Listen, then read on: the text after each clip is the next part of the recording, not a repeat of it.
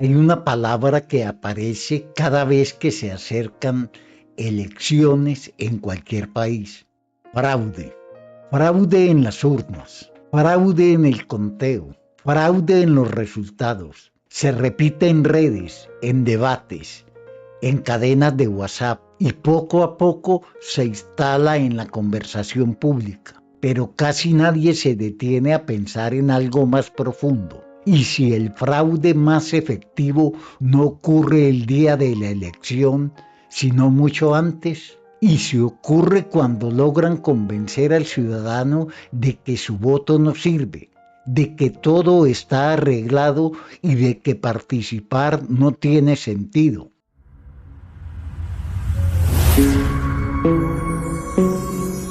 Porque cuando un pueblo deja de creer en su propio voto, el poder ya no necesita robárselo. ¿Realmente estamos hablando de hechos comprobables o estamos reaccionando a un miedo que alguien aprendió a activar? Porque una cosa es la vigilancia ciudadana, que siempre es necesaria, y otra muy distinta es vivir en una desconfianza permanente que termina paralizando. La desconfianza en los sistemas electorales no es gratuita. En muchos países han existido irregularidades, errores técnicos, problemas de auditorías o discusiones sobre el software de conteo. Eso forma parte de la realidad.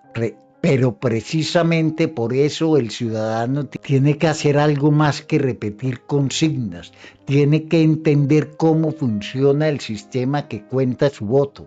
No se trata de ser pesimista, se trata de ser vigilantes. El poder siempre se siente más cómodo cuando el ciudadano no pregunta cómo se cuentan los votos que deciden el futuro del país. Y en los comentarios de este canal, muchos de ustedes lo han señalado. Cada vez que se acercan elecciones, aparecen personajes que de repente descubren problemas que antes nunca mencionaban. Eso también forma parte del escenario político. Ahora bien, hay algo más profundo. Existe una forma de fraude mucho más silenciosa. Un fraude que ocurre antes de que la gente llegue a las urnas. Es el fraude psicológico. Si logran convencerte de que todo está arreglado, de que tu voto no sirve, de que el resultado ya está decidido, entonces ocurre algo muy simple. La gente deja de participar y la apatía es el mejor aliado de cualquier estructura de poder.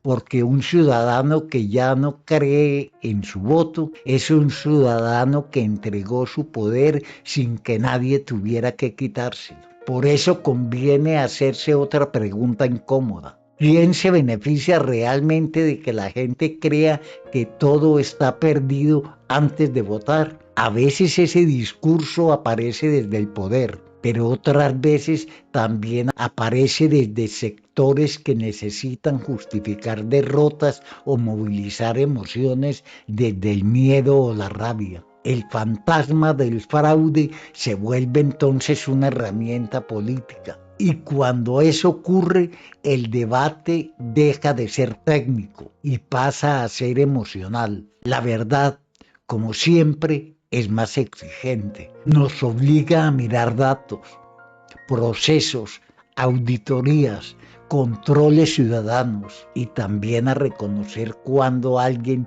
intenta manipular nuestra percepción. Porque la libertad no viene de creer ciegamente en un sistema, pero tampoco de desconfiar de todo sin entender nada. Por eso la tarea ciudadana es mucho más simple y mucho más difícil de lo que parece. Informarse, vigilar, participar, no quedarse solo en la sospecha, entender cómo funciona el proceso electoral y ejercer veeduría real cuando sea necesario.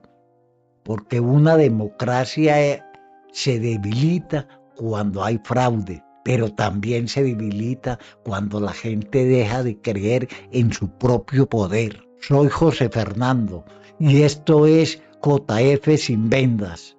Ver, pensar, cuestionar. Si este análisis te ayudó a mirar el debate electoral con otros ojos, compártelo, porque en tiempos de ruido el criterio sigue siendo la mejor defensa.